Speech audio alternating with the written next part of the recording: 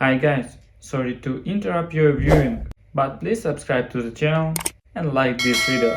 Thank you. I should have known something was off the moment I stepped into Aunt Margaret's house, but I had convinced myself that maybe, just maybe, this year would be different. The air was thick with the scent of cinnamon, pine, and something more, something that smelled like wealth, power, and the kind of arrogance that only old money could carry with such ease.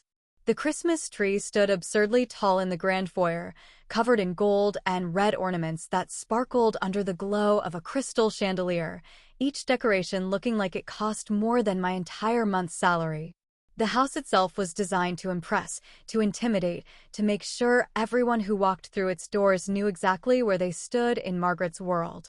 The grand staircase curled up in two directions like something out of a mansion tour, and the ceiling stretched so high you could hear an echo if you laughed too loudly. It was the kind of house where everything was staged to perfection, every candle lit, every glass polished, every napkin folded into a ridiculous shape as if we were dining at a five-star restaurant instead of sitting down for a family Christmas gathering. But it wasn't the decorations or the wealth that made my stomach tighten the second I walked inside. It was the people. They were family, sure, but that didn't mean they were kind, and it certainly didn't mean they had ever made me feel like I belonged. There was always an unspoken hierarchy in this house, a silent ranking system that determined who was worthy of respect and who was merely tolerated. And me? I had always been at the bottom of that list. Margaret, my aunt, was the worst of them. She had perfected the art of making someone feel small without ever raising her voice or saying anything outright cruel. She had this way of looking at you that wasn't quite a sneer, but wasn't a smile either, just a slight tilt of her mouth as if she were perpetually amused by how unimportant you were. Every word out of her mouth was coated in fake sweetness, every gesture just a little too calculated, every interaction a reminder that in her eyes, I was nothing more than an afterthought. Everyone was drinking champagne from crystal flutes, laughing at jokes that weren't funny, eating overpriced hors d'oeuvres that were probably flown in from somewhere ridiculous, just so Margaret could brag about it. The atmosphere was heavy with something unspoken, that kind of forced politeness that only comes from people who don't actually like each other, but have to pretend for the sake of appearances. And then, the moment came, the big family gift exchange. It was tradition, the highlight of the evening, the part where Margaret got to show off how generous and thoughtful she was while everyone fawned over her carefully curated presents. One by one, she handed out boxes wrapped in thick, expensive-looking paper, tied with perfect velvet ribbons, each one holding something extravagant inside. Emily, my cousin, unwrapped a new designer handbag, the kind that cost more than my entire wardrobe combined. My brother's wife gasped as she opened a jewelry box and pulled out a pair of diamond earrings that sparkled under the chandelier lights.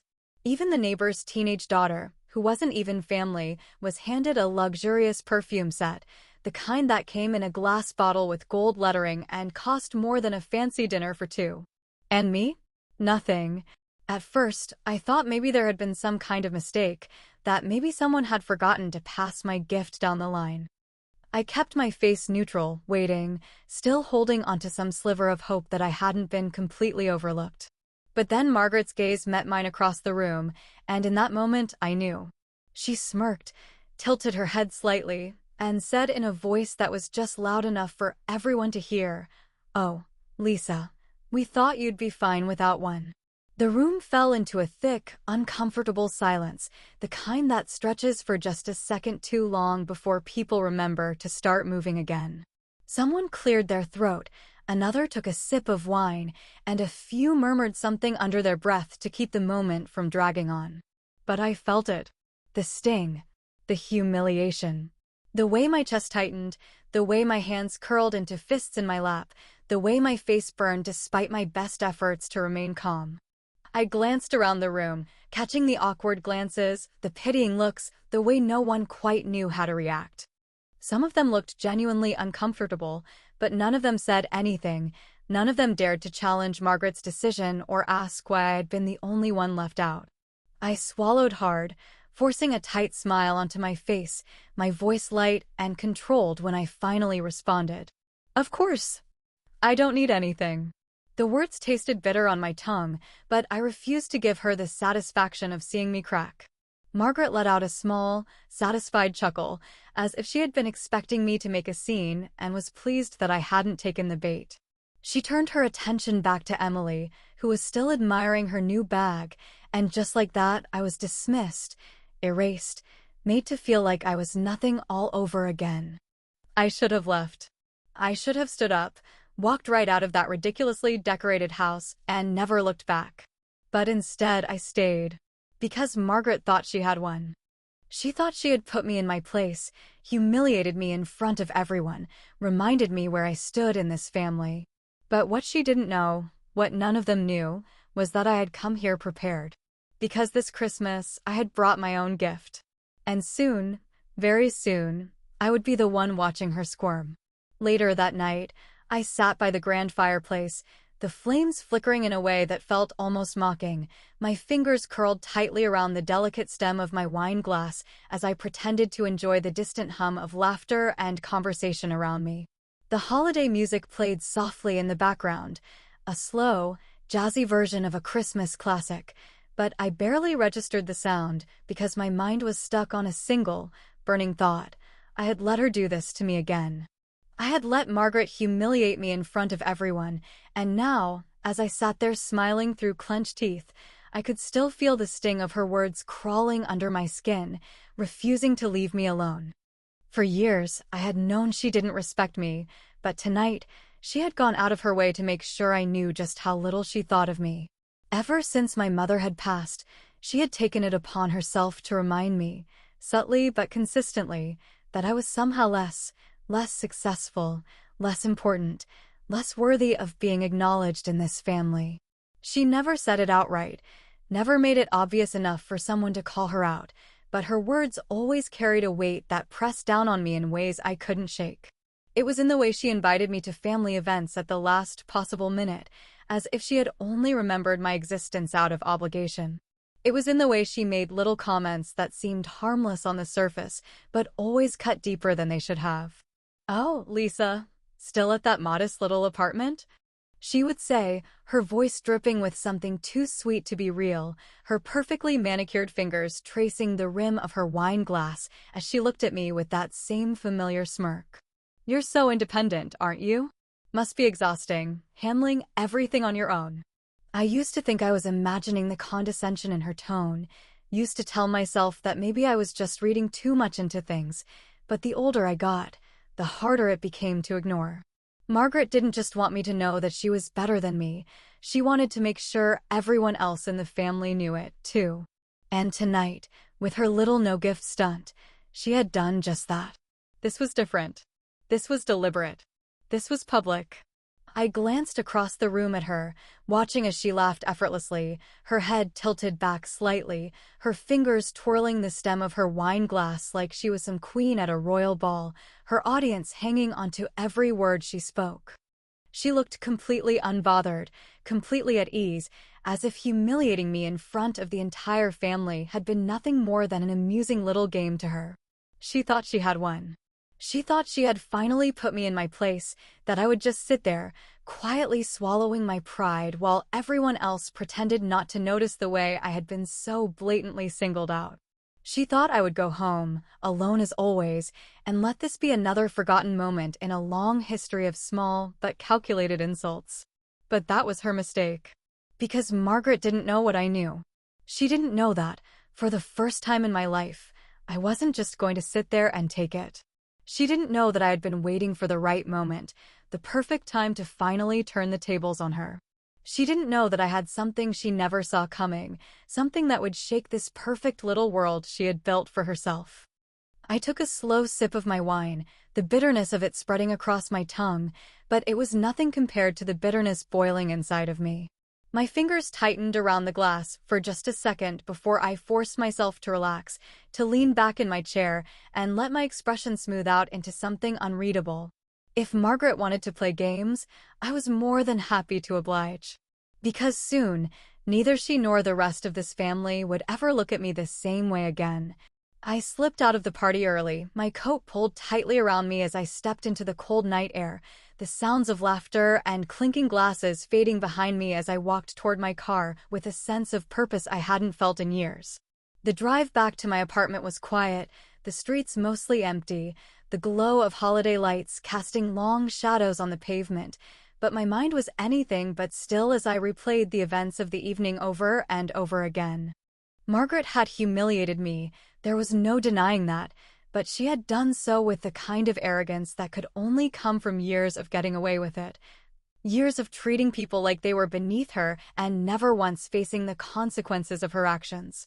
She had always believed herself to be untouchable, the queen of this family, the one who held all the power, but what she had failed to realize was that I was no longer the same person I had been all those years ago.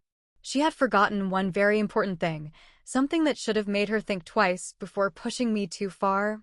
I was my mother's daughter. And my mother? She had been the one person who had truly known the real Margaret. Margaret had spent her life crafting an image, molding herself into someone that people admired, respected, and maybe even feared. But underneath all of that polished perfection was something rotten, something she had worked tirelessly to keep buried. My mother had seen it, had known exactly what kind of person her sister was behind the scenes, and before she passed, she had told me something that had the power to change everything. At the time, I hadn't known what to do with the information, hadn't seen the point in holding onto a secret that no longer seemed relevant, but sitting there in my car, staring at the blinking red light of a traffic signal that felt like it was taking forever to change, I realized that maybe this was why my mother had told me in the first place. Maybe she had known, long before I ever did, that there would come a day when I would need it. I tapped my fingers against the steering wheel, my heart pounding a little faster as I let the weight of it settle over me, the realization that I had something Margaret couldn't control, something she wouldn't see coming, something that could finally tip the scales in my favor. I had never been one for revenge, had never been the kind of person who sought out ways to hurt people just because they had hurt me, but this wasn't just about me anymore. This was about years of cruelty, years of manipulation, years of watching her get away with things that no one ever dared to question. Tomorrow, during our traditional Christmas brunch, I would make sure everyone heard the truth, and for the first time in her life, Margaret wouldn't be the one holding the power. Christmas brunch was in full swing, the air thick with the scent of roasted meats, warm cinnamon, and something more elusive, something unspoken, something that had settled over the room like an invisible weight no one wanted to acknowledge. The dining table, stretching the length of the lavishly decorated room, was an obscene display of wealth, an overindulgence that Margaret had long since perfected, crystal glasses reflecting the soft golden glow of the chandelier, gold-rimmed plates stacked with imported delicacies, polished silverware arranged with military precision as if the meal itself was part of some grand performance. Conversations flowed easily, laughter rang out in perfectly timed bursts, and yet, beneath the surface, there was something hollow about it all, something rehearsed, something painfully artificial. Margaret sat at the head of the table, her posture regal, her expression one of quiet satisfaction as she observed her guests, as if basking in the unspoken acknowledgement of her status as the orchestrator of this spectacle. She was the queen, the matriarch, the one everyone in the room subtly deferred to, and she carried that knowledge with the kind of arrogance that made my stomach turn. The events of last night had already faded into the background for her, barely a blip on her radar, nothing more than another moment where she had asserted her dominance and moved on, confident that I, like everyone else, would fall back in line, too afraid or too tired to challenge her place at the top. But Margaret had underestimated me. I waited until the main course had been cleared, until the drinks had been refreshed, until the conversation had lulled just enough that my voice would carry through the room without being forced. I stood slowly, feeling the weight of my decision settle over me, my heartbeat steady but insistent, the adrenaline sharp but controlled as I lifted my champagne flute with a deliberate, measured movement. The sound of my chair scraping against the polished hardwood floor made a few heads turn, but it wasn't until I spoke that the room truly fell silent. "I actually do have a gift to share," I said, my voice smooth, steady, carrying just enough warmth to mask the edge beneath it. Margaret's eyes flickered with amusement, a slight tilt of her head betraying her curiosity, but the smirk tugging at the corners of her mouth told me she still believed she was in control.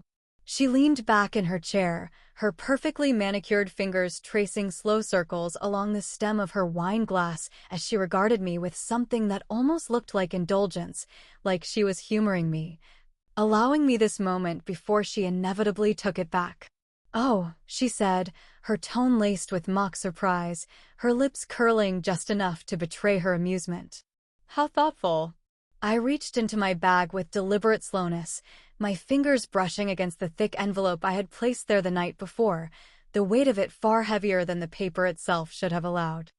I pulled it out carefully, turning it over in my hands before setting it on the table in front of me, the stark white of the envelope standing in sharp contrast to the deep mahogany of the table beneath it.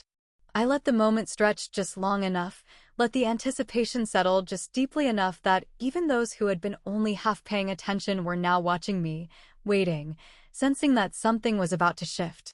"This," I said, my fingers tapping lightly against the envelope, was left for me by my mother before she passed. I wasn't sure when I'd share it, wasn't even sure if it was something I needed to bring up at all. But after last night, I think now's the perfect time. The silence that followed was absolute. Margaret's smirk faltered, just slightly, just enough that I could see the flicker of something she wasn't used to showing, something she usually kept buried beneath layers of composure. Annoyance? Uncertainty? Maybe even the first hints of unease? It was subtle, barely there, but I saw it, and for the first time that night, I knew I had her. I broke the seal on the envelope, the soft rip of paper cutting through the stillness like a blade, my fingers steady as I unfolded the letter inside, my eyes scanning the words I had already read so many times before. When I finally spoke again, my voice was softer, but the weight of it carried through the room like a gunshot. "The truth about Margaret," I said, and this time, her smirk was gone. I let the words settle for just a moment before continuing, my gaze never leaving hers as I read from the letter, my voice unwavering despite the way my pulse hammered against my ribs. "The money," I said, pausing just long enough to let the words sink in. "It wasn't hers. The business empire? Not hers either. She had stolen it from family." A murmur spread across the table, the sound of shifting chairs, of wine glasses being set down too quickly, of throats clearing uncomfortably as the weight of what I was saying began to take hold. "She manipulated," I continued, my eyes locking onto hers, daring her to interrupt me. "She lied. She forged documents. She built an empire on the backs of people who trusted her, people she called family, people who had no idea what she was doing until it was too late to stop it." The air in the room had changed, the warmth of the holiday gathering replaced by something sharper, something colder, something that pressed against the walls like a storm about to break. Faces turned pale, hands clenched into fists, and for the first time in my life, I saw something in Margaret's eyes I had never seen before. Fear. She opened her mouth, maybe to deny it, maybe to laugh it off, maybe to find some clever way to spin it back in her favor, but the words never came. Because this time, I wasn't the one being humiliated. This time, Margaret wasn't in control. This time, I was the one holding the power, and for the first time in her perfectly curated, impeccably controlled life, there was absolutely nothing she could do about it. Margaret stormed off in a furious whirlwind of silk and pearls, her carefully crafted facade of control shattering with every hurried step she took. Her heels clicking angrily against the marble floors as she disappeared down the hall without so much as a glance back at the family she had spent years manipulating. The room remained suspended in a stunned silence, the weight of my words still pressing down on every person seated at that impossibly long dining table, their expensive meals forgotten, their glasses of wine barely touched, their eyes darting between one another as if searching for some unspoken confirmation that what they had just heard was, in fact, real. The damage had been done, the illusion shattered, the perfectly curated fantasy of Margaret's untouchable status crumbling right before their eyes, and there was no recovering from that kind of exposure. She had spent years weaving a narrative, convincing everyone in this family that she was the backbone, the provider, the one who had single-handedly built the empire they also willingly benefited from. But now that the truth had been spoken aloud, now that the words had been placed in front of them with undeniable clarity, there was no going back to the way things had been.